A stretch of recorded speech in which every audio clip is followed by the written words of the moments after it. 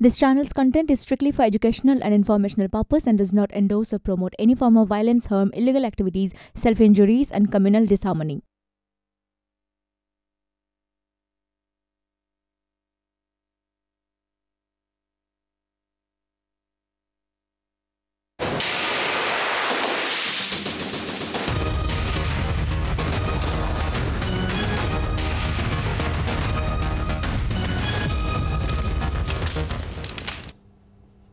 জি 24 ঘন্টায় আপনার রায় নিয়ে আমি সব্যসাচী আপনাদের সঙ্গে। শেষ দফার ভোটের মুখে শওকত মোল্লাকে সিবিআই তলব। নির্বাচনের কারণ দেখিয়ে হাজিরা এড়ালেন ক্যানিং পূর্বের তৃণমূল বিধায়ক। যদিও তরজা এড়ানো গেল না। রাজনৈতিক প্রতিহিংসার অভিযোগে সরব তৃণমূল, বিজেপি অবশ্য কোনো দায় নিতেই নারাজ। মঙ্গলবারই বিজেপির বিরুদ্ধে কেন্দ্রীয় এজেন্সিগুলিকে অপব্যবহারের অভিযোগে সরব হন তৃণমূলের সর্বভারতীয় সাধারণ সম্পাদক অভিষেক বন্দ্যোপাধ্যায়। ইডি সিবিআইকে কাজে লাগিয়ে আমাদের কর্মীদের শেষ দফায় নোটিশ দেওয়া হচ্ছে। তার কয়েক ঘন্টার মধ্যেই সামনে আসে তৃণমূল নেতাদের সিবিআই তলবের খবর। কয়লা পাচার মামলায় ক্যানিং পূর্বের বিধায়ক ও ভাঙড়ের তৃণমূল পর্যবেক্ষক শওকত মোল্লাকে তলব করে সিবিআই। নিয়োগ দুর্নীতি মামলায় তলব করা হয় বিধাননগর পুরসভার তৃণমূল কাউন্সিলর দেবরাজ চক্রবর্তীকে। ভোটের কাজে ব্যস্ত থাকার কথা জানিয়ে দুই শাসক নেতাই বুধবার এজেন্সির হাজিরা এড়ান। তবে তরজা এড়ানো যায়নি। এটাই প্রথম নয়। কয়লা পাচার মামলায় বছর দুয়েক আগেও শওকতকে জিজ্ঞাসাবাদ করে সিবিআই। শওকত যেখানকার পর্যবেক্ষক, সেই ভাঙড় যাদবপুর কেন্দ্রের মধ্যে পড়ে। অন্যদিকে তার বিধানসভা ক্যানিং পূর্ব পড়ে জয়নগর কেন্দ্রের মধ্যে। এই দুই আসনেই শেষ দফায় ভোট। তার আগে সিবিআই তলবের পেছনে রাজনৈতিক প্রতিহিংসায় দেখছে জোড়াফুল শিবির।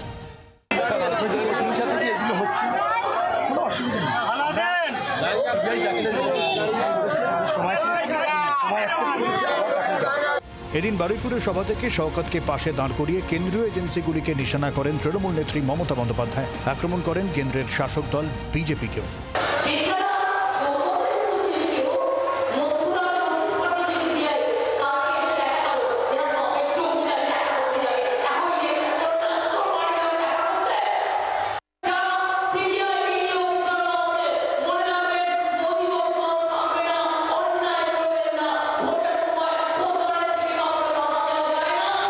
বিজেপি অবশ্য এই তলবের দায় নিতে নারাজ। আমরা কি করবো? আমাদের কিছু করার নেই। অনেক দিন আগে থেকে শুনছি আমাদের বাড়িতে কেউ 2 কেজি কয়লা পাঠিয়ে দিচ্ছে না। ও তো শুনেই যাচ্ছি প্রতিহিংসা প্রতিহিংসা, আর ডেকেই যাচ্ছে। আমরা তো চাই হলো শেষ হোক। যাকে ধরার ধরো, যাকে ছাড়ার ছাড়ো। অনেক দিন হয়েছে। সব মিলিয়ে শেষ দফার ভোটের মুখে সেই এজেন্সি নিয়েই তরজায় রাজ্য রাজনীতির যুযুধান দুপক্ষ। বিক্রম দাসের রিপোর্ট, জি 24 ঘন্টা। আমার সঙ্গে স্টুডিওতে যারা রয়েছেন একটু আলাপ করিয়ে দিয়ে, আমার একদম বাম দিকে রয়েছেন শান্তনু সেন তৃণমূল কংগ্রেসের, রয়েছেন কংগ্রেসের পার্থ মুখার্জি, রয়েছেন অতনু চ্যাটার্জি সিপিআইএম এবং রয়েছে সুদীপ্ত গুহ বিজেপির। আমাদের সঙ্গে রয়েছেন সম্বিত পাল রাজনৈতিক বিশ্লেষক। আমি শুরুতে সুদীপ্তবাবুর কাছে যাব। দল কি বিরক্ত? মানে অন্তত শ্রমিকবাবুর কথাতে তাই মনে হলো যে ডেকে যাচ্ছে কিছুই হচ্ছে না। না, দল তো অপেক্ষা করবে, কিন্তু ঘটনা হচ্ছে যে মমতা ব্যানার্জি যে বললেন যে বেচারা কি যেন নাম, ওই শওকত মোল্লা যদি বেচারা হয় এবং সে যদি একজন ভালো মানুষ হয়, তাহলে ভারতবর্ষের যত জেলে যত আসামি আছে সবাইকে ছেড়ে দেওয়া উচিত। শওকত মোল্লা হেন কোনো অন্যায় নেই যা করেনি ওখানে। রাজ্য সরকারের আজ থেকে 13 বছর আগে উচিত ছিল, যেদিন মমতা ব্যানার্জি বলেছিলেন শওকত তুই কেন বোম্বা দিস, সেই দিনই শওকতকে, কেন তুই জাহাঙ্গীরকে ঢুকতে দিচ্ছিস না এই এলাকায়, সেই দিন শওকতকে গ্রেফতার করা উচিত। 2022 সালে শওকত মোল্লাকে ডাকা হয়েছিল। না, 2022 সালে শওকত মোল্লাকে ডাকা হয়েছিল। তখন একটা থিওরি সামনে এসেছিল যে ওনার প্রচুর ইটভাটা আছে, বেআইনি কয়লা ওখানে ব্যবহার করা হয়। এটা হচ্ছে 2024। কি হলো? না, ঘটনা হচ্ছে যে কয়লা বা এই ধরনের যে কেলেঙ্কারি, এর ব্যাপ্তি এত বেশি, এত স্টেক হোল্ডার এখানে, এটা 1-2 দিনে তো, এটা তো একটা পকেট মারা না যে 1-2 দিনে এই জিনিসটা সলভ হবে। এটা বহুদিন ইনফিনিটি তো চলতে পারে না, অনন্তকাল তো চলতে পারে না। আপনি এই প্রশ্নটা কোনোদিন তৃণমূলের কোনো সদস্যকে করেছেন যে 14 বছর আগে একটা ছোট্ট কেস মানে একটা সিঙ্গেল কেস, 6 জন আসামি, ওই আপনার কামদুনি, সেই কামদুনির ক্ষেত্রে এখনো পর্যন্ত কেন সলিউশন হলো না? আপনারা করেননি। এইখানে স্টেক হোল্ডার নিঃসন্দেহে বারবার প্রশ্ন উঠেছে,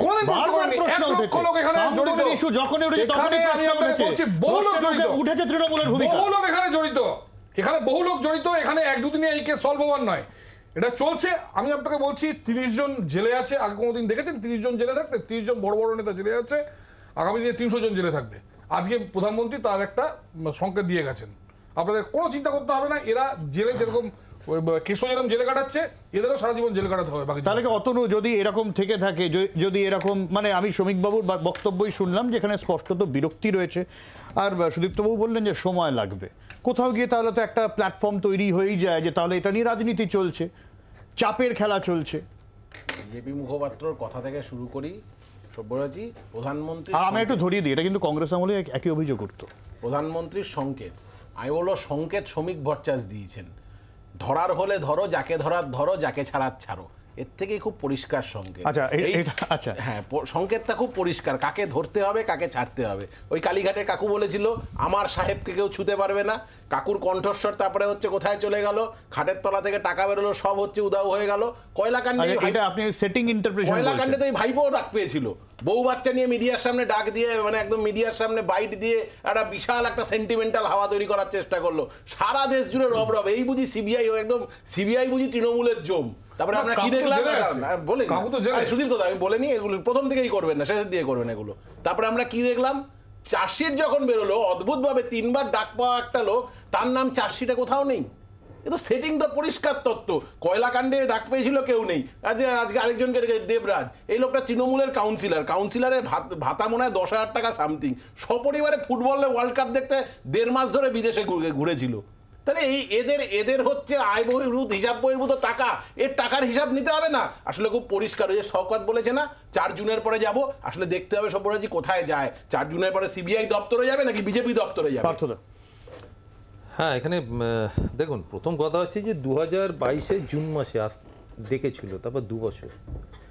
ফলে একটা ইনভেস্টিগেটিং এজেন্সি যদি কাজ করে, বলা যায় কেউ শুনলে বিশ্বাস করবে এটাকে 2 বছর বাদে যখন আরেকবার ডাকছে, এবং কখন ডাকছে, নির্বাচনের মুখে। আমি কিন্তু এটা তৃণমূলের সমর্থনে বলছি না, আমি এইটা বোঝাতে চাইছি যে শুধুমাত্র কাজ করছি এটা দেখানো, এবং এর থেকে একটা ফায়দা লোটা, অথচ কাজের কাজ কিছু হবে না।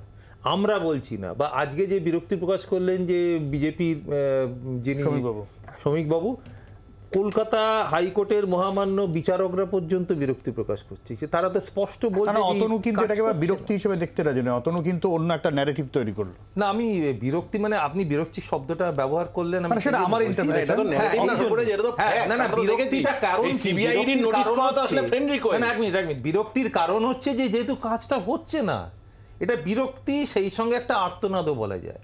আচ্ছা, আপনি ঘটনা দেখুন। এবারে বিজেপির প্রতিনিধি খুব ভালো কথা বললেন যে ইনাকে যদি ছেড়ে দেওয়া হয় তাহলে সবাইকে ছেড়ে দেওয়া হয়। বিলকিস বানুকে তো ওনারা ছেড়ে দিয়েছেন। বিলকিস বানু ধর্ষণ, তারা দর্শন করেছে, আগুন লাগিয়েছে, তার বাচ্চাদের পুড়িয়ে মেরেছে, অন্যান্য আত্মীয়স্বজনদের খুন করেছে, তাদের ছেড়ে দিয়েছেন, 11 জন ছেড়ে দিয়েছেন। ওনারা কি বলছেন? আর তদন্ত, সারদা নারদা তদন্ত তো একযোগ হয়ে গেল। না, আমি বলছি কে বারণ করে রেখেছেন? বিলকিস বানুর ধর্ষকদের কবে ছেড়েছে? 15ই আগস্ট। আপনি একটা কংগ্রেস আমলেও এটা হতো, আমাদের আমলে আমাদের মন্ত্রীরাও জেলে যেত, কিন্তু আজকে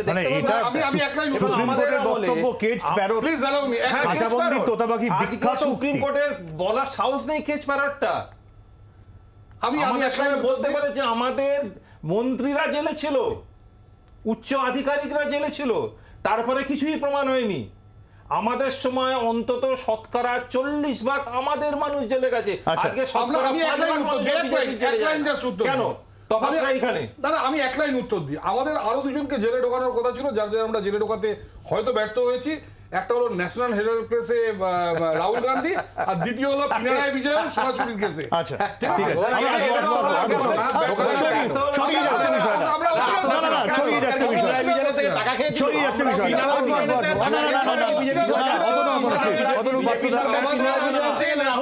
সুদীপ্তদা, অতনু, পার্থদা, ছড়িয়ে যাচ্ছে বিষয়টা। এত ছড়িয়ে লাভ নেই অতনু, প্লিজ, এত ছড়িয়ে লাভ নেই। আস্তে আস্তে আস্তে আস্তে আস্তে আস্তে আস্তে সুদীপ্তদা, আস্তে অতনু, আস্তে আস্তে আস্তে আস্তে শান্তনুদা, শান্তনুদা, শান্তনুদা, শান্তনুদা, শান্তনুদা, আস্তে, প্লিজ প্লিজ, আস্তে আস্তে আস্তে আস্তে। সুদীপ্তদা, এত ছড়িয়ে লাভ নেই। সুদীপ্তা, প্লিজ, অতনু, প্লিজ, সুদীপ্তদা আসবো, সুদীপ্তদা আসবো। শান্তনুদা, অভিষেক বন্দ্যোপাধ্যায় বললেন যে প্রথম দফার আগে এরকম ডাকা হতে পারে, তারপর পরপর ডাকা হলো। মানে এই বিষয়টা মানে আপনারাই শুভেন্দু অধিকারীর বিরুদ্ধেও করেছেন যে শুভেন্দু অধিকারী বললেন তারপরে ডাকা হলো, এই বিষয়টা একটা কোথাও গিয়ে একটা ইন্টারেস্টিং মিল নয়? দেখুন, ডিবেটের নামে যে কলতলার ঝগড়া হলো একটু আগে, আমি চুপ ছিলাম, আশা করবো আমার টাইমে বাকিরা একটু চুপ থাকবে। আপনার দুটো প্রশ্নের দুটো উত্তর হবে। প্রথম কথা, যে বিষয় নিয়ে আলোচনা করছিলেন কয়লা, সেটা নিয়ে বলা দরকার। সমস্ত কলিয়ারির প্রোটেকশনের দায়িত্বে থাকে সিআইএসএফ, সেটা তৃণমূল কংগ্রেসের বা মমতা ব্যানার্জি সরকারের দায়িত্ব নয়। সুতরাং কয়লা পাচার, কয়লা চুরি, কয়লা পিলফারের যদি হয় তাহলে তার দায়িত্ব সিআইএসএফকে তথা কেন্দ্রীয় সরকারের সংশ্লিষ্ট দপ্তরকে নিতে হবে। নাম্বার 2, সিপিএমের আমলে ঠিক যেমন বুদ্ধবাবুকে দেখেছিলাম, কালা সিং না মান সিং কি নাম, একজন কোল মাফিয়া প্রকাশ্যে দাঁড়িয়ে বুদ্ধবাবুর হাতে কন্ট্রিবিউশন তুলে দিচ্ছে, ঠিক এমনি আমরা দেখেছি বিজেপির কেন্দ্রীয় মন্ত্রী প্রহ্লাদ যোশী এসে কোল মাফিয়া জয়দেব খানের হোটেলে থাকছে, জয়দেব খানের সাথে ছবি তুলছে, এবং সম্প্রতি অমিত শাহ যখন প্রচারে এলেন তখন সেই জয়দেব খান অমিত শাহকে পুষ্পস্তবক দিয়ে গ্রিট করছে। সুতরাং কারা কোল মাফিয়াদের সাথে যুক্ত, কারা পাচারকাণ্ডে যুক্ত, রাজনাথ সিংয়ের ছেলের নামও কিছুদিন আগে এসেছিল। এবার আমি আপনার কথাতে আসি। নির্বাচন চলছে, 16ই মার্চ 2024 নির্বাচনের আচরণবিধি শুরু হয়েছে। আদ্যপ্রান্ত পক্ষপাত দুষ্ট একটা নির্বাচন কমিশন, তার কারণ কমিশনের সদস্য কে হবে সেটাও প্রধানমন্ত্রী স্বরাষ্ট্রমন্ত্রী ঠিক করেছেন। সেই নির্বাচন কমিশন নির্বাচনের মডেল কোড অফ কন্ডাক্ট চলাকালীন যেভাবে ঝাড়খণ্ডের প্রাক্তন মুখ্যমন্ত্রী এবং দিল্লির মুখ্যমন্ত্রীকে, সিটিং চিফ মিনিস্টারকে এবং ইন্ডিয়া অ্যালায়েন্সের নেতাকে যেভাবে গ্রেপ্তার করেছে এবং যেভাবে ইডি সিবিআইয়ের অতি ব্যবহার আমরা দেখতে পাচ্ছি, তার কারণেই আমাদের দলের সেনাপতি সেই কথা বলেছেন। এবং নির্বাচন চলাকালীন বেছে বেছে তৃণমূলের নেতাদের ডাকা, আপনি জানেন যেহেতু আপনার আগামী 1 তারিখ দক্ষিণ 24 পরগনা জেলার কিছু গুরুত্বপূর্ণ লোকসভা কেন্দ্র, 4টে কেন্দ্রে ভোট আছে, এবং শওকত মোল্লা দক্ষিণ 24 পরগনার একজন অন্যতম দাপুটে লিডার, যার একটা অন্যতম অগ্রণী ভূমিকা থাকে, তাই ভোটের আগে তাকে ডেকে নাও। ঠিক একইভাবে ইন্ডিয়া অ্যালায়েন্সের কোঅর্ডিনেশন মিটিংয়ে যাবে, তার আগে অভিষেককে ডেকে নাও। তৃণমূলে নবজোয়ার করছে, সেই সময় তাকে ডেকে পাঠাও। ত্রিপুরায় মিটিং করতে যাচ্ছে, সেই সময় তাকে ডেকে পাঠাও। উত্তরবঙ্গে মিটিং করতে যাচ্ছে, সেই সময় তাকে ডেকে পাঠাও। অর্থাৎ ক্রোনোলজিগুলো যদি দেখেন, যেখানে যেখানে রাজনীতিতে পেরে উঠছে না বা ভয় পাচ্ছে, সেখানেই এই সেন্ট্রাল এজেন্সিকে কাজে লাগিয়ে তৃণমূলকে বিব্রত করা, ব্যতিব্যস্ত করা, আটকে দেওয়ার চেষ্টা। এই নিয়ে একটু শুভেন্দু অধিকারী কি বলেছেন এই শওকত মোল্লাকে তলব নিয়ে শোনাবো। এখানকার সবচেয়ে বড় মাফিয়া, তোলাবাজ, গুন্ডা, খুনি শওকত মোল্লাকে সিবিআই নিমন্ত্রণপত্র পাঠিয়েছে আবার কয়লা কাণ্ডে।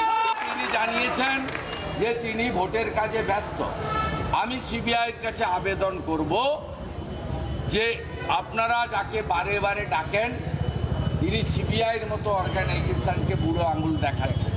তাই আপনাদের উচিত ও যেখানেই থাকুক, ভাইপোর বাড়িতে বা পিসির বাড়িতে, চুলের মুঠি ধরে কেষ্টমণ্ডলের মতো ওকে তুলে নিয়ে গিয়ে গারদের মধ্যে করা।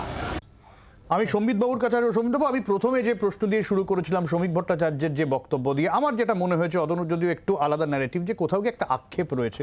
শুভেন্দু অধিকারীও যেটা বললেন যে বারে বারে বুড়ো আঙুল দেখাচ্ছেন, কোথায় যাচ্ছে গোটা বিষয়টা? আলটিমেটলি কি আমরা সাধারণ মানুষ এক্সপেক্ট করব না যে যদি দুর্নীতি হয়ে থাকে তার একটা সলিউশন হবে, দোষী শাস্তি পাবে? নাকি আমরা এরকম অভিযোগ শুনতে থাকবো যে রাজনীতি চলছে, ভোটের আগে রাজনীতি চলছে, ভোটের আগে সুবিধা পাইয়ে দেওয়া চলছে রাজনৈতিকগতভাবে, এবং সিবিআই ইডিকে কাজে লাগানো হচ্ছে, এইটাই চলতে থাকবে? ব্যাপারটা কাকতালীয় কিনা আমরা জানি না, কিন্তু ঘটনাটা এটাই যে শ্রমিকবাবু যেটা বলার চেষ্টা করেছেন, এবং যেটা আমার মনে হয় যে সাধারণ মানুষও সেটা চান, যে এটার একটা লজিক্যাল কনক্লুশন হোক। যে কোনো তদন্ত যেটা চলছে এত বছর ধরে, বিভিন্ন বিষয়ের অভিযোগ উঠছে, সেই নিয়ে কেস করছে ইডি সিবিআই, সেগুলোর একটা লজিক্যাল কনক্লুশন হোক, যে তদন্ত হোক, তদন্তে যারা দোষী তাদের শাস্তি হোক, তাদের বিচার হোক আদালতে, কিন্তু সেইটা হচ্ছে। এই যে শওকত মোল্লাকে হঠাৎ করে ডেকে পাঠানো, শওকত মোল্লার বিরুদ্ধে অনেক অভিযোগ রয়েছে, দলের ভেতরে রয়েছে, দলের বাইরে রয়েছে, জনসমক্ষে রয়েছে, কিন্তু তাকে হঠাৎ করে এই ভোটের 2 দিন আগে 3 দিন আগে ডেকে জিজ্ঞাসাবাদ করার জন্য ডাকা, এবং 2 বছর সম্পূর্ণ নীরব থাকা। এবং এটা শুধু একটা ঘটনা নয়, এরকম অনেক ঘটনা বারবার ধরে ঘটেছে, এবং যেখানে আমরা দেখেছি শুধুমাত্র বিরোধী দলের, এবং সেটা শুধুমাত্র পশ্চিমবঙ্গে নয়, পশ্চিমবঙ্গের বাইরে বিরোধী দলের যে নেতারা রয়েছেন, কাউকে গ্রেপ্তার করা হচ্ছে ভোটের আগে, কাউকে ভোট চলাকালীন ডেকে পাঠানো হচ্ছে। তো এইগুলোতে সাধারণ মানুষের মনেও প্রশ্ন জাগবে যে সত্যি সত্যি কি সদিচ্ছা রয়েছে কেন্দ্রীয় এজেন্সিগুলোর, নাকি এরা শুধু শুধু ভয় দেখানোর চেষ্টা করছেন। আপনি যদি দেখেন যে এরকম প্রশ্নটা তো এরকম করা যেতে পারে, এটা অবশ্যই একটা ভাবনা, এরকম তো করা যেতে পারে যে যদি কেউ কিছু নাই করে থাকে এমনি এমনি তো কাউকে ডাকতে পারে না, আমাকে আপনাকে তো এমনি এমনি সিবিআই তলব করতে পারে না, বা করলেও সেটা খুব একটা ধোপে টিকবে না। সেটাই আমি বলার চেষ্টা করছি যে সত্যি যদি কোনো অভিযোগ থাকে এবং তাদেরকে ডাকার দরকার হয়, তার একটা কনসিস্টেন্সি তো থাকবে। আপনি 2022-এ কাউকে একটা ডাকছেন, তারপরে তাকে আবার ডাকছেন যখন ভোট প্রক্রিয়া চলছে। এবং এটা শুধু একটা শওকত মোল্লার ক্ষেত্রে না, অনেক ক্ষেত্রেই আমরা দেখেছি যে এই ধরনের ঘটনাগুলো ঘটছে, যে এতদিন ধরে আপনি চুপচাপ বসে আছেন বা মাঝে মাঝে ডাকছেন, কাউকে ছাড় দিচ্ছেন অনেকদিন ধরে, তারপরে হঠাৎ করে তাকে ডেকে এমন সময় পাঠানো হচ্ছে, যেটা শান্তনুবাবু বললেন যে ইন্ডিয়া ব্লকের মিটিং এর সময় হঠাৎ করে অভিষেক ব্যানার্জিকে ডেকে পাঠানো হলো। আরে সত্যি যদি তার বিরুদ্ধে অভিযোগ থাকে, ঠিক করে তদন্ত হোক, ঠিক করে তার বিচার হোক, ঠিক করে তার শাস্তি হোক। সেইটা না হয়ে শুধুমাত্র যদি কেন্দ্রীয় এজেন্সিগুলোকে, যে বিরোধী দলের কোথা থেকে টাকার উৎস সেইগুলোকে বন্ধ করার শুধু যদি চেষ্টা হয়ে থাকে, এবং ইলেকট্রাল বন্ডের পরে আমরা সেটাও দেখেছি যে কাকে কাকে ডাকা হয়েছে, কোন কোন সংস্থার বিরুদ্ধে ব্যবস্থা নেওয়া হয়েছে, কেন্দ্রীয় এজেন্সি কার বিরুদ্ধে তদন্ত শুরু করেছে, সেইগুলো খুব কাকতালীয়ভাবে দেখা যাচ্ছে যে যাকেই বিপাকে ফেলার চেষ্টা করা হয়েছে তাকেই তার পিছনে কেন্দ্রীয় এজেন্সিকে লেলিয়ে দেওয়া হয়েছে, এরকম একটা ধারণা তৈরি হচ্ছে। তো সাধারণ মানুষের মনে তো এই প্রশ্ন উঠবেই যে সত্যি সদিচ্ছা নিয়েই কেন্দ্রীয় এজেন্সি তদন্ত করছে, নাকি শুধুই রাজনৈতিকভাবে ব্যবহার করছে। আচ্ছা, সুতরাং শওকত মোল্লা ক্যানিং পূর্বের বিধায়ক এবং একই সঙ্গে ভাঙড়ে গুরুত্বপূর্ণ দায়িত্বে রয়েছেন, নির্বাচনের এবং নির্বাচন রয়েছে 1 তারিখে ওই সব জায়গাতেই। সেখানে এই প্রশ্ন ওটা তো অস্বাভাবিক কিছু নয় যে একটা অঙ্ক কি তাহলে কাজ করছে। এটা তো ঠিক যে একটা ন্যারেটিভ তৈরি হয় মানুষের মধ্যে, পলিটিক্স হচ্ছে ন্যারেটিভের খেলা, যে তার মানে হচ্ছে সিবিআই ডাকছে মানে কোথাও গিয়ে ওই তৃণমূল মানেই চোর, আপনাদের যে কয়েনেজটা সেইটা কোথাও গিয়ে আবার ভোটের আগে একটা হাওয়া তোলার চেষ্টা। দেখুন, কোনো ন্যারেটিভই তৈরি হচ্ছে না। আপনারা 4 তারিখ পর্যন্ত অপেক্ষা করুন। যারা এই গত 3 বছর ধরে সেটিং বলছেন তারা শূন্যে পরিণত হবেন। এবং আমরা বৃহত্তম দল হিসাবে আসছি পশ্চিমবঙ্গে, সম্ভবত মানে খুব কম করে হলে 26টা আসন নিয়ে আসছি। তখনই বুঝতে পারবেন কোনো ন্যারেটিভ তৈরি হয়েছে নাকি। মানুষ জানে এই ধরনের একটা বিচার ব্যবস্থায়, বিচার পদ্ধতিতে সময় লাগে, যেখানে কয়েক হাজার লোক এই চুরির সঙ্গে জড়িত, প্রত্যেককে ডাকতে হচ্ছে, প্রত্যেককে তাদের স্টেটমেন্টগুলোকে অ্যানালিসিস করে তারপর দ্বিতীয়বার তৃতীয়বার ডাকতে হচ্ছে। তো এটা কোনো একটা মার্ডার কেস নয়। তো ঘটনা হচ্ছে যে আপনারা আর কটা দিন ওয়েট করুন, দেখবেন কোনো ন্যারেটিভ তৈরি হয়নি, মানুষ আমাদের সঙ্গে আছে। আমরা 26টা আসনে জিতছি মিনিমাম, এবং যারা এই গত 2-3 বছর এই সেটিং করে চেঁচামেচি করেছেন তারা একদম আবার শূন্যে পরিণত হবেন, যেমন শূন্যে ছিলেন সেরকম শূন্যে পরিণত হবেন। প্রথম কথা, দিবা স্বপ্ন দেখা ভালো, উনি তো ছেড়ে দিন, ওনার দলের প্রধানমন্ত্রী, স্বরাষ্ট্রমন্ত্রী তারাও দিবা স্বপ্ন দেখে, কিন্তু সমস্যাটা হচ্ছে ওনারা অতীত থেকে শিক্ষা নেন না। 2021-এ আপকি বার 200 পার, কোটি কোটি টাকা খরচা, 7 স্টার হোটেলে থাকা, ইলেকশন কমিশন, আমাদের electronic media, social media, print media, মিথ্যা অপপ্রচার, আপকি বার 200 পার, 77-এ ব্যাক গিয়ার, সেটা কমতে কমতে এখন 65 না 60 তারা নিজেরাই জানে না। আর সবথেকে বড় কথা, বিজেপির মুখপাত্র আমি তো বলবো যে আগামী দিনে তিনি দল করতে পারবেন তো, তার কারণ তার দলের স্বরাষ্ট্রমন্ত্রী বলে গেছে 30টা, তিনি বলছেন 26টা, তাহলে 4টে কমে গেল কি করে? আবার তার স্বরাষ্ট্রমন্ত্রী আরেকবার এসে বলেছিলেন 35টা, আবার কিছুদিন আগে বলেছিলেন 25টা, আবার কখনো বলছেন তৃণমূলের থেকে একটা হলেও বেশি পাবো। সুতরাং কনফিউশনটা কোন জায়গায়, তার কারণ বাস্তবটা তারাও জানে যে তারা ডাবল ডিজিটে পৌঁছাতে পারবে কিনা সেটা সন্দেহ আছে। সেই 4 জুনের সেই ফোবিয়া থেকে যে শেষ দফায় যে কটা ভোট আছে 9টায়, সেটা তো 9-0 হবে। আমাদের সেনাপতি অভিষেক বন্দ্যোপাধ্যায় বলে দিয়েছে যে 33টায় ভোট হয়েছে, ইতিমধ্যে 25 থেকে 26টা ব্যাগে ঢুকে গেছে মানুষের আশীর্বাদে। এবং 1 জুন যে 9টায় ইলেকশন আছে সেখানে তো 9-0 হবে। তাহলে যদি আপনি 24 আর 9 যোগ করেন তাহলে তো 33-34টা আসন তৃণমূলের ব্যাগে।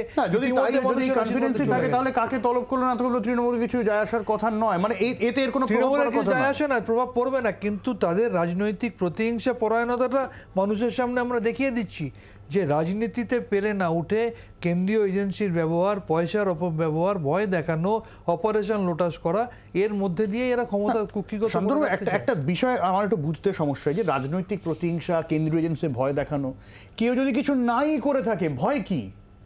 আজকে বিজেপির যে দাবি যাদেরকে গ্রেফতার করা হচ্ছে তাদেরকে আদালত জামিন পর্যন্ত দিচ্ছে না। 100 বার। তাহলে আপনি আমাকে প্রশ্নটার উত্তর দিন, তাহলে হেমন্ত বিশ্ব শর্মা যার বিরুদ্ধে সারদা স্ক্যামের কোটি কোটি টাকার অভিযোগ, আজকে প্রফুল্ল প্যাটেল যিনি বিজেপিতে চলে গেলেন, নারায়ণ রানে, অজিত পাওয়ারের বিরুদ্ধে কদিন আগে মোদিজি নিজে বলে এসেছিলেন এত হাজার কোটি টাকার দুর্নীতি, পরবর্তী ক্ষেত্রে বিজেপিতে চলে গেলেন, ধোয়া তুলসী পাতা হয়ে গেল। এই রাজ্যে নিয়োগ দুর্নীতি নিয়ে এত বড় বড় কথা বলা হচ্ছে।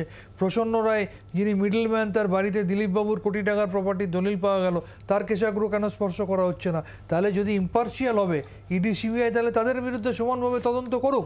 এবং অভিষেক বন্দ্যোপাধ্যায় তো বুক বাজিয়ে বলেন যে আমার বিরুদ্ধে কিছু প্রমাণ করতে পারলে আমি নিজে ফাঁসির মঞ্চে ঝুলে যাব। বিজেপির নেতারা সেভাবে বলুক যদি হিম্মত থাকে, তারা সেটা কেন বলতে পারছে না? কেন বেছে বেছে সারা দেশে শুধু বিরোধী শাসিত রাজ্যে বিরোধী নেতা নেত্রীদের বিরুদ্ধে নির্বাচনের স্বার্থে সেন্ট্রাল এজেন্সিকে ব্যবহার করা হবে? আজকে 2014-তে এনডিএ ক্ষমতায় আসার আগে ইডি সিবিআইয়ের ব্যবহার বিরোধীদের বিরুদ্ধেও তো 60%, এখন সেটা হচ্ছে 95%। এবং এটা আমি বলছি না, এটা তথ্য বলছে। তাহলে শুধুমাত্র বিরোধীদের বিরুদ্ধে সেন্ট্রাল এজেন্সিকে রাজনৈতিক স্বার্থে ব্যবহার করে 2019-এ ওনারা বলেছিলেন আমরা 42 পাবো, পেয়ে গেছেন 22। এবং গতকাল অভিষেক ব্যানার্জি বলেছিলেন যে আমরা এবার বলেছিলাম যে আমরা গতবারের থেকে একটা বেশি হলেও পাবো, অথচ ভোট যখন শুরু হয়েছিল ওরা বলেছিল 42-এ 42। মানে প্রথমে 19টা আসনে যে ওনারা হেরে গেছেন সেটা কিন্তু অলরেডি গতকাল উনি স্বীকার করেছেন। কিন্তু আমি আবার বলছি 19 না, আমি ন্যূনতম বলে একটা শব্দ বলেছিলাম। আচ্ছা, ন্যূনতম আমি বলেছিলাম 26, তারপর 30-35 4 তারিখে আবার দেখা হবে ডাক্তারবাবুর সঙ্গে। যেটা শান্তনুবাবু বললেন যে অভিষেক বন্দ্যোপাধ্যায়কে বারবার তলব করা হয়েছিল, এটা তো ঠিকই যে প্রত্যেকবারই তাকে তলব করা হয়েছে, তিনি বেরিয়ে এসেছেন, এসে তিনি তার লম্বা চওড়া বক্তব্য রেখেছেন এবং তিনি বারবার চ্যালেঞ্জ করেছেন যে ক্ষমতা থাকে তাকে গ্রেফতার করুক, কিন্তু সেটা এখনো পর্যন্ত হয়নি। হ্যাঁ, অভিষেক বন্দ্যোপাধ্যায়কে যতবার ডেকেছে, অভিষেক বন্দ্যোপাধ্যায় ইডি সিবিআই অফিসে যাওয়ার আগে হাইকোর্টে দৌড়েছেন, সুপ্রিম কোর্টে দৌড়েছেন, বারে বারে গিয়ে কান্নাকাটি করেছেন, মামাবাড়ির আবদার করেছেন যে তাকে প্রশ্নও নাকি করা যাবে না। মানে উনি বলেছেন উনি নাকি ফাঁসির কাঠে ঝুলে যাবেন নাকি, সব বক্তব্য না। একটা লোকে যদি এত সততা থাকে ভাই, প্রশ্নের মুখোমুখি হতে ভয় কিসের? উনি রোজ কোর্টে গিয়ে কান্নাকাটি করেছেন আমাকে কেউ যেন প্রশ্ন করতে না পারে। তারপরে রোজ কোর্ট থাপ্পড় মেরে বাড়ি ভারত পাঠিয়েছে। আর বাকি উনি জানেন দিল্লিতে মামা আছে, দিল্লির মামা ঠিক বাঁচিয়ে নেবে। আর এই সুদীপ্তদা একটা খুব সুন্দর কথা বললো যে কি কারা কারা শূন্য হয়ে যাবে ইত্যাদি ইত্যাদি, এটা তো ফ্যাকচুয়াল কথাবার্তা। 2019 সালে থেকে এটা সিলেক্টিভ হয়ে যাচ্ছে না? আপনারা যখন শিক্ষা নিয়োগ দুর্নীতি তদন্ত হচ্ছে তখন আপনারা সিবিআই ইডির পদক্ষেপের প্রশংসা করছেন, পাশে আছেন, এবং শিক্ষা নিয়োগের দুর্নীতির তদন্ত হচ্ছে হাইকোর্টের নির্দেশে। দুটো তফাৎ আছে। আমাদের ভরসা রয়েছে এটুকুই, হাইকোর্ট মাথার উপর রয়েছে এবং হাইকোর্ট রয়েছে বলে যেটুকু, তাও আজকে তুমি দেখো হাইকোর্ট বারবার বলছে যে আপনারা দুর্নীতির মাথা কাটুন। সিবিআই ইডি কোন উপরতলার নির্দেশে জানি ওই নখ চুল কাটতে কাটতে শওকত অব্দি আটকে যাচ্ছে, কোথাও কি হচ্ছে কুন্তল অব্দি আটকে যাচ্ছে, কিন্তু তারপরে যারা আছে তার উপরের মাথাদেরকে ওই নখ চুল কাটতে কাটতে মাথা কাটাতে যেতে পারছে না। আসবো। আচ্ছা, ইডি সিবিআই এর কথা বাদ দিন, তারা তো ধরুন কেন্দ্রীয় এজেন্সি, তারা কিছু করবে না জানি আমরা, বছরের পর বছর দেখছি যে বিজেপির যারা শীর্ষ নেতৃত্ব তারা এখানে ইডি সিবিআই এর হাত বেঁধে রেখেছে। এটা ওনারাও জানেন, বিজেপির প্রতিনিধিরাও জানেন। আজকে সেই আর্তনাদি শুনলাম বিজেপির প্রতিনিধির মুখে। কথাটা হচ্ছে, ধরুন আমার প্রশ্ন যে মুখ্যমন্ত্রী মমতা বন্দ্যোপাধ্যায়কে যখন শওকত মোল্লা একটা মিটিংয়ে বললেন যে আমরা অমুক একটা জায়গায় আমরা একটা বাস স্ট্যান্ড করতে চাই জীবনতলায়, তার উত্তরে মুখ্যমন্ত্রী বললেন তোরা ওখানে বাস স্ট্যান্ড করে কী করবি, তোরা তো ওখানে বোম বাঁধিস। তারপরেও কিন্তু কোনো ব্যবস্থা গ্রহণ করেননি। এবং আজকেও তিনি বলেছেন যে শওকত মোল্লার জন্য আমি গর্বিত, এই শওকতকে ডেকেছে ইলেকশনের সময় খুব খারাপ, আমি ওর জন্য গর্বিত। প্রশ্নটা হচ্ছে যে এরপরেও এটা তো অস্বীকার করার জায়গা নেই, মুখ্যমন্ত্রী বলেছিলেন। প্রথম কথা, Trinamool Congress zero tolerance two corruption নিয়ে চলে বলেই সিপিএম এর আমলে বা বিজেপি শাসিত কোনো রাজ্যে কোনো জায়গায় আপনি দেখতে পাবেন না যে সেখানে অভিযুক্ত যদি শাসক দলের হয় বিজেপির প্রশাসন, বা সিপিএম এর আমলেও অভিযুক্ত যদি সিপিএম এর হতো সিপিএম এর প্রশাসন তার বিরুদ্ধে ব্যবস্থা নিচ্ছে। আর আমাদের প্রশাসন প্রমাণ করে দিয়েছে স্বয়ং মন্ত্রীকে 6 দিনের মাথায় পদক্ষেপ নেয় এবং একাধিক কিন্তু আমি উদাহরণ দিচ্ছি। এক্ষেত্রে যদি কোনো কিছু প্রমাণিত হয় নিশ্চয়ই আমাদের দল পদক্ষেপ নেবে। এটা বিজেপি বা সিপিএম নয়। বিনা প্রমাণে মুখ্যমন্ত্রী বলে, কিন্তু বন দপ্তরের নিয়োগে তো বলেছিলেন রাজীব বন্দ্যোপাধ্যায় দুর্নীতি করেছেন, তারপরে কিন্তু রাজীব বন্দ্যোপাধ্যায়ের বিরুদ্ধে কোনো ব্যবস্থা নেওয়া হয়নি। আরে আমাদের দল ভাঙিয়ে ভাঙিয়ে তো বিজেপি নিয়ে যাচ্ছে, আমাদের দল ভাঙিয়ে মানে দল ভাঙিয়ে নিয়েছে বলে মিথ্যে কথা বলেছিলেন মুখ্যমন্ত্রী মিথ্যে বলেছিলেন না শান্তনুদা সত্যি বলছে? আমি কলতলার ডিবেট করি না, ডিবেট কলতলার ডিবেট কেন? আপনার প্রশ্নের জবাব দিতে হলে কলতলার কথা মনে পড়ে কেন দাদা? তাহলে আপনি বলুন না, মুখ্যমন্ত্রী তো বলেছিলেন রাজীব ব্যানার্জি দুর্নীতি করেছিলেন, সেই রাজীব ব্যানার্জিকে মালা পরিয়ে নিয়ে ত্রিপুরার দায়িত্ব দিয়েছেন, তাহলে কি রাজীব ব্যানার্জি সত্যি কথা বলেছেন? আমি আসবো এই বিতর্ক যখন চলছে শওকত মোল্লাকে তলব ভাঙড় নিয়ে চাপানো তোর, তখন সেই ভাঙড়ের শুভেন্দু অধিকারী যখন সভা করতে যাচ্ছেন তখন কিন্তু তিনি অনুমতি পেলেন না। এটা নিয়েও কিন্তু উঠছে প্রশ্ন। আসবো বিরতির পর।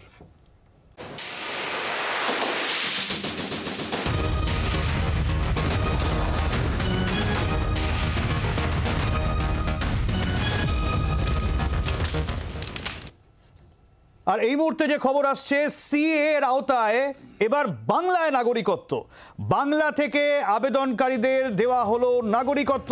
আরো আপডেট দেবে রাজীব, রয়েছেন আমাদের সঙ্গে। রাজীব, দেখো, এই প্রথম বাংলা থেকে যারা সংশোধিত নাগরিকত্ব আইনে আবেদন করেছিলেন তাদের নাগরিকত্ব দেওয়ার কথা জানাচ্ছে কেন্দ্রীয় সরকার। আজকে কেন্দ্রীয় স্বরাষ্ট্র মন্ত্রক তারা বিজ্ঞপ্তি দিয়ে জানালো যে ভারতের যে নাগরিকত্ব দেওয়ার ক্ষেত্রে যে সংশোধনী আইন চালু হয়েছিল এবং যার রুল গত মার্চ মাসে চালু করা হয়েছিল, সেই নিয়ম অনুযায়ী, নতুন যে অধিনিয়ম সেই অনুযায়ী পশ্চিমবঙ্গে এবার যারা আবেদন করেছিলেন নাগরিকত্বের জন্য তাদের নাগরিকত্ব দেওয়া হলো আজ।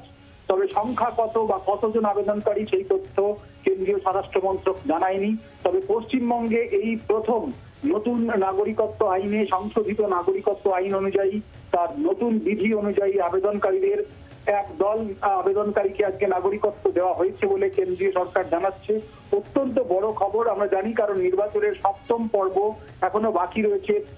১ জুন ভোট গ্রহণ হবে ৭ম পর্বের। আর এরই মধ্যে কেন্দ্রীয় সরকার পশ্চিমবঙ্গে থেকে যারা আবেদন করেছিলেন তাদের নাগরিকত্ব দিল বলে জানালো, এবং এক্ষেত্রে তারা জানিয়েছে পশ্চিমবঙ্গের পাশাপাশি তারা হরিয়ানা এবং উত্তরাখণ্ডেরও যারা আবেদনকারী তাদের নাগরিকত্ব দিয়েছে।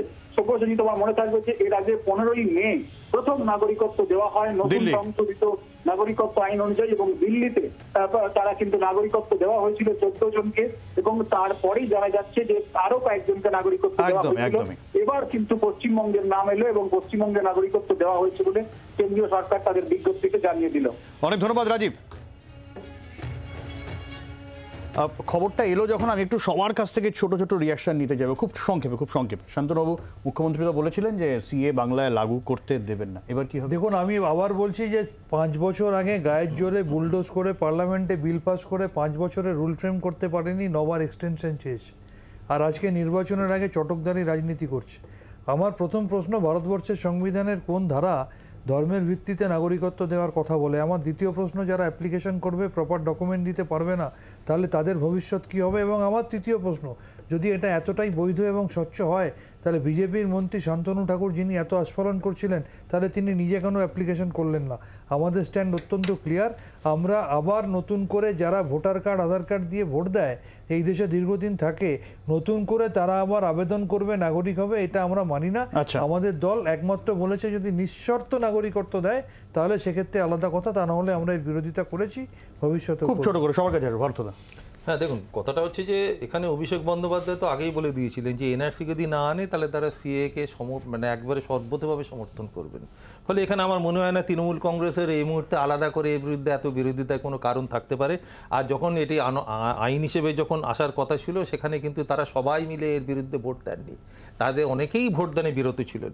কিন্তু যে কথাটা এই প্রতিবেদনে উঠে এলো না, বেশ কিছু আবেদন কিন্তু বাতিল হয়েছে প্রয়োজনীয় কাগজপত্রের অভাবে। যে কথাটা এখন প্রশ্ন উঠেছে যে সেই সব মানুষগুলোর কি হবে যাদের আবেদন বাতিল হচ্ছে, যারা এতদিন দেশের নাগরিক হিসেবে পরিগণিত হলেন, এবার তাদের কি অবস্থা হবে? এইটা কিন্তু প্রশ্নটা রয়েই যাচ্ছে, এর উত্তর মেলে। 50-এর দশকের যে নাগরিকত্ব আইন, সেই নাগরিকত্ব আইনেই মানে সেই আইনেই নাগরিকত্ব দেওয়ার প্রভিশন ছিল, এবং কিছুদিন আগেও তুমি জানো এটা কেন্দ্রীয় সরকার নোটিফাই করে বলেছিল কিছু লোক আবেদন করেছেন, তারা পেয়েছেন। আবার করে এই নতুন সিএ, নতুন ইত্যাদি একটা গিমিক তৈরি করা, তুই এইটুকু হচ্ছে, এর সঙ্গেও মনে রাখতে হবে যে যে আইনের ভিত্তিতে এখন এই যে আজকের যে সিএ এটা এসছে 2003 সালের যে অ্যামেন্ডমেন্ট সেটার উপর 2003 সালে মানে বাজপেয়ী সরকার, মমতা বন্দ্যোপাধ্যায় সেই সরকারের মন্ত্রী, সেই যে সিএ এর যে প্রভিশন অ্যামেন্ডমেন্ট করা হলো তাতে কিন্তু নির্দিষ্টভাবে বলা ছিল, না আমি কমপ্লিট করিনি, তাতে নির্দিষ্টভাবে বলা ছিল সিএ এর সাথে সাথে এনআরসি উঠতে হবে। আচ্ছা, আমি সুমিতদার কাছে আসবো, একটু সংক্ষেপে সম্বিতদার কাছে আসবো। সম্বিতদা, এখন পর্যন্ত যেরকম খবর পাওয়া যাচ্ছে 8 জন নাগরিকত্ব পেয়েছেন বাংলা থেকে বা বাঙালি শরণার্থী হিসেবে, কিন্তু ভয়টা সিএ নিয়ে যতটা, তার থেকেও বেশি ভয় হচ্ছে যে ওই ক্রোনোলজি যদি ফলো করা হয় যে সিএ এর পরে এবার এনআরসি হবে কিনা, এবং যে মানুষগুলো তারা এই নথিপত্র, যেটা খুব কমপ্লিকেটেড প্রক্রিয়া, সেটা অনুযায়ী যারা পাবেন না এই ভারতের নাগরিকত্ব, তাদের কি হবে? যারা ধর্মের ভিত্তিতে নাগরিকত্ব পাবেন না এখানে, তাদের কি হবে? সেইটা বড় চিন্তার বিষয় এবং সেখানে আশঙ্কা। আচ্ছা সুদীপ্তদা, প্রথম কথা হচ্ছে যে আমরা সারা পৃথিবীর হিন্দুদের মানে আমরা তাদের শেল্টার দিতে বদ্ধপরিকর, ভারতবর্ষ একমাত্র তাদের ভূমি। আমরা বলেছিলাম আমরা যা কথা বলি আমরা কথা রাখি, আমরা যেমন 370, আমরা যেমন ট্রিপল তালাক, আমরা প্রত্যেকটা কথা আমরা রেখেছি। এক্ষেত্রেও আমরা সিএ আমরা বলেছিলাম যে আমরা আনবো, আমরা এনেছি। বাংলাদেশ, পাকিস্তান এবং আফগানিস্তানের যত সংখ্যালঘু যাদের ঘাট ধাক্কা দিয়ে বের করে দেওয়া হচ্ছে এগুলো তো জানি, তাদের আমরা আগেও বলেছি, আজও বলছি, আমরা তাদের শেল্টার দেবো, আগামী দিনেও দেবো। ওখানকার যারা সংখ্যাগুরু যারা অত্যাচার করছে তাদের কোনো জায়গায় এই দেশে নেই, তারা যদি এখানে এসে অ্যাপ্লাই করে তাদের আমরা সেই অ্যাপ্লিকেশন খারিজ করে দেব। সম্বিতদার পার্থদা যেটা বললেন যে বেশ কয়েকজনের আবেদন খারিজ হয়েছে, যদি প্রপার পেপার না থাকে, প্রত্যেকটার গাইডলাইন্স আছে, তার কি হবে? যদি গাইডলাইন্স থাকে, যদি পেপার না থাকে, সে ধরা যাক এই 6টা ধর্মাবলম্বীর মধ্যে কোন কেউ অ্যাপিল করবে, অ্যাপিল করলে তার জন্য ব্যবস্থা আছে, সেখানে বলা হয়েছে বিভিন্ন অর্গানাইজেশন আছে। আচ্ছা, তাহলে আমি বলছি, আমি আবার বলছি, যারা ওই দিক থেকে এসছে এবং যারা আপাতত কোনো কাগজ, ধরুন হঠাৎ কাউকে ঘাট ধাক্কা দিয়ে বের করে দেওয়া হয়েছে, সে ওই দেশ থেকে পেপার নিয়ে আসতে পারেননি, এই আইনে প্রভিশন আছে যে তারা যদি রামকৃষ্ণ মিশন বা ভারত সেবাশ্রম এই ধরনের কোনো অর্গানাইজেশন থেকে তারা যদি সার্টিফাই করিয়ে আনতে পারেন, তাদের ব্যাপারে গভর্নমেন্ট নিশ্চয়ই কোনো দায় নেবে না। আচ্ছা, গভর্নমেন্ট নিশ্চয়ই আমরা ইস্যুতে ফিরে আসি। আমরা বলছি সারা পৃথিবীর হিন্দুদের দায় আমাদের, আমরা ইস্যুতে ফিরে আসি। সারা পৃথিবীর হিন্দুদের দায় ঠেকা দিয়েছে আপনাদের, এবং আমরা তাদের নিয়ে আসব যে যেখানে অত্যাচারিত হবে, ঠেকা দিয়েছে আপনাদের, আপনাদের দেওয়া দরকার নেই, যারা জিরো তাদের দিয়েছে। আমরা শূন্য থেকে কিছু নেই না, ইস্যুতে ফিরে আসি। আমরা শূন্য থেকে কিছু নেই না, আমরা শূন্য থেকে কিছু নেই না। পার্থদা আসবো, অতনু এখন হিন্দুদের ঠেকা নিয়ে আসবো, শূন্য থেকে কিছু নেই, বিজেপিও এখন হিন্দু আমরা যে ইস্যুতে ছিলাম, ভাঙড় ইস্যুতে ছিলাম, যেখানে শুভেন্দু অধিকারী তার সভা ছিল এবং শুভেন্দু অধিকারীর দাবি যে মৌখিকভাবে অনুমতি দেওয়া হয়েছিল, কিন্তু সেই অনুমতি যখন সভার কথা হলো তখন তা বাতিল করে দিয়েছিলেন, আর পাল্টা সভা নিয়ে কমিশনের কোর্টে বল ঠেললো তৃণমূল কংগ্রেস। মঞ্চ বাঁধা হয়ে গিয়েছিল, টাঙানো হয়েছিল বিশাল শামিয়ানা, কিন্তু শেষ পর্যন্ত সভা আর হলো না। পুলিশের অনুমতি না পাওয়ায় ভাঙড়ে সভা করতে পারলেন না শুভেন্দু অধিকারী। যাদবপুর কেন্দ্রে বিজেপি প্রার্থী অনির্বাণ গঙ্গোপাধ্যায়ের সমর্থনে বুধবার দুপুরে ভাঙড়ের চন্দনেশ্বরে সভা করার কথা ছিল বিরোধী দলনেতার। বিজেপির দাবি, ভাঙড়ে সভার জন্য মৌখিক অনুমতি দিয়েছিল পুলিশ, কিন্তু তৃণমূলের সভার কারণ দেখিয়ে বিজেপির সভা বাতিল করা হয় বলে অভিযোগ। এদিন সভা বাতিল হলেও ভাঙড়ে যান শুভেন্দু। সাংবাদিক বৈঠক করে তৃণমূলের বিরুদ্ধে রাজনৈতিক প্রতিহিংসার অভিযোগ তোলেন বিরোধী দলনেতা। আপনার পুলিশের অবজেকশনটা দেখুন যে তৃণমূলের নাকি 100 মিটার দূরে সভা হচ্ছে। আমি তো ওদিক দিয়েও এলাম, আপনারাও এলেন, আবার এদিক দিয়ে ক্যানিং এর দিকে যাব, কোনো নাম গন্ধ কিচ্ছু নেই। আর পুলিশের যেন উপর মহলের বাপমা মরা দায় পড়েছে তৃণমূলকে বাঁচানোর এবং ভোটে জেতার। মমতা ব্যানার্জির পুলিশ কত বড় চিটিংবাজ এবং মিথ্যাবাদী, এই ঘটনা প্রমাণ। গেরুয়া শিবিরের অভিযোগ উড়িয়ে পুলিশ সূত্রে পাল্টা দাবি, ভাঙড়ে শুভেন্দু সভার কোনো অনুমতি দেওয়া হয়নি, কারণ নির্বাচন কমিশনের সুবিধা অ্যাপের মাধ্যমে কোনো আবেদনই করেনি বিজেপি। ভাঙড়ে তো ছাগলের চতুর্থ সন্তান, ওখানে তো বিজেপি 4th হবে, তো যে 4th হবে তাকে কেন তৃণমূল কংগ্রেস আগে বাড়িয়ে ফুটেজ দিতে যাবে? আর এই মুহূর্তে প্রশাসন নির্বাচন কমিশনের আওতাভুক্ত, কোথাও কোনো অ্যাডমিনিস্ট্রেটিভ যারা দায়িত্বে রয়েছেন তারা ঠিক করছেন কোথায় কোন সভা হবে, কোন সভার পারমিশন হবে বা কোন সভা কেন হবে না সেটা তারা ঠিক করছেন। হয়তো দেখবেন ওখানে অন্য কোনো রাজনৈতিক দলের সভা বা কর্মসূচি আছে, এক যদি সিপিএম বা আইএসএফ এর কোনো সভা থাকে, একই জায়গায় তো বিজেপিকে মিছিল করতে দেবে না, এটা তো খুব স্বাভাবিক প্রসেস। সব মিলিয়ে ভাঙড়ে না হওয়া সভা নিয়েও তরজায় ঘাসফুল ও পদ্ম শিবির। মৌমিতা ও প্রসেনজিতের রিপোর্ট, জি 24 ঘন্টা। আলোচনায় ফিরবো, একটা ছোট্ট বিরতির পর ফিরে আসছি, সঙ্গে থাকুন।